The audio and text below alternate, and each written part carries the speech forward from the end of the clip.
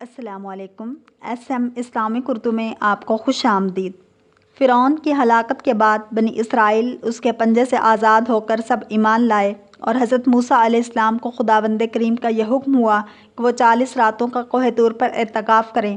اس کے بعد انہیں کتاب تورات دی جائے گی۔ چنانچہ حضرت موسیٰ علیہ السلام کوہ طور پر چلے گئے اور بنی اسرائیل کو اپنے بھائی حضرت ہارون علیہ السلام کے سپرد کر دیا۔ آپ 40 دن تک دن بھر روزہ دار رہ کر ساری رات عبادت میں مشغول رہتے۔ بنی اسرائیل میں ایک شخص حرامی تھا جس کا نام سامری تھا، جو طبعی طور پر نہایت گمراہ اور گمراہ کن آدمی تھا۔ اس کی ماں نے برادری میں رسوائی اور بدنامی کے ڈر سے اس کو پیدا ہوتے ہی پہاڑ کے ایک غار میں چھوڑ دیا تھا، اور حضرت جبرائیل علیہ السلام نے اس کی اپنی انگلی سے دودھ پلا پلا کر پالا تھا، اس لیے کہ حضرت جبرائیل علیہ السلام کو پہچانتا تھا۔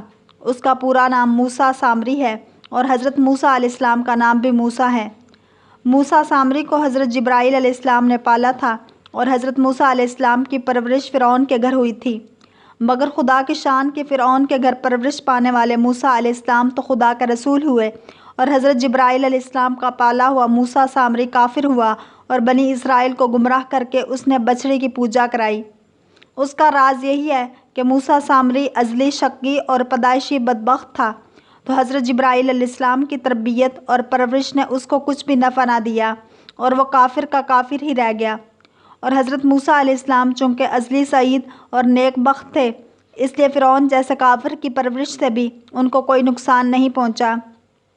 جن دنوں حضرت موسیٰ علیہ السلام کوہ طور پر معتکف تھے، سامری نے آپ کی غیر موجودگی کو غنیمت جانا اور یہ فتنہ برپا کر دیا کہ اس نے بنی اسرائیل کے سونے اور چاندی کے زیورات کو مانگ کر پگھلایا اور اس سے ایک بچڑا بنایا، اور حضرت جبرائیل علیہ السلام کے گھوڑے کے قدموں کی خاک جو اس کے پاس محفوظ تھی، اس نے وہ خاک بچڑے کے منہ میں ڈال دی تو وہ بچڑا بولنے لگا۔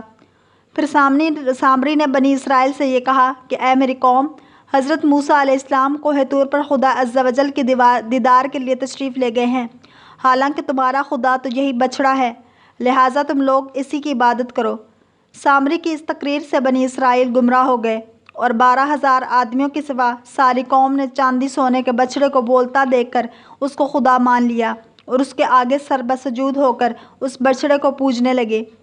چنانچہ خداوند قدوس کا ارشاد ہوا، ترجمہ کنز ایمان، اور موسیٰ کے بعد اس کی قوم کو اپنے زیوروں سے ایک بچڑا بنا بیٹھی، بے جان گدھڑ گائے کی طرح آواز کرتا۔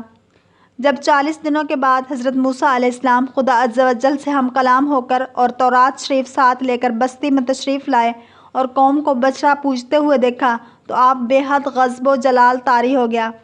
آپ نے جوش و غضب میں تورات شریف کو زمین پر ڈال دیا اور اپنے بھائی حضرت ہارون علیہ السلام کی داڑھی اور سر کے بال پکڑ کر گھسیٹنا اور مارنا شروع کر دیا اور فرمانے لگے کہ کیوں تم نے ان لوگوں کو اس کام سے نہیں روکا۔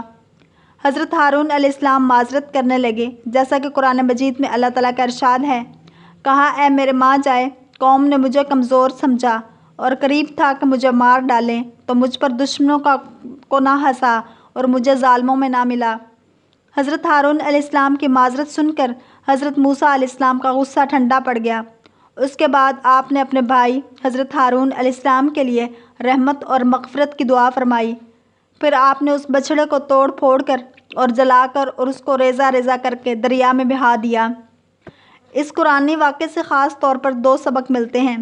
اس سے علماء کرام کو یہ سبق ملتا ہے کہ علماء کرام کو بھی اپنے مذہب کے عوام کی طرف سے غافل نہیں رہنا چاہیے، بلکہ ہمیشہ عوام کو مذہبی باتیں بتاتے رہنا چاہیے۔ آپ نے دیکھا کہ سامری نے 40 دن تک حضرت موسیٰ علیہ السلام کی غیر موجودگی سے فائدہ اٹھا کر ساری قوم کو بہکا کر گمراہ کر دیا۔ اسی طرح اگر علماء اہل سنت اپنی قوم کی ہدایت و خبرگیری سے غافل رہیں گے تو بد مذہبوں کو موقع مل جائے گا کہ ان لوگوں کو بہکا کر گمراہ کر دیں۔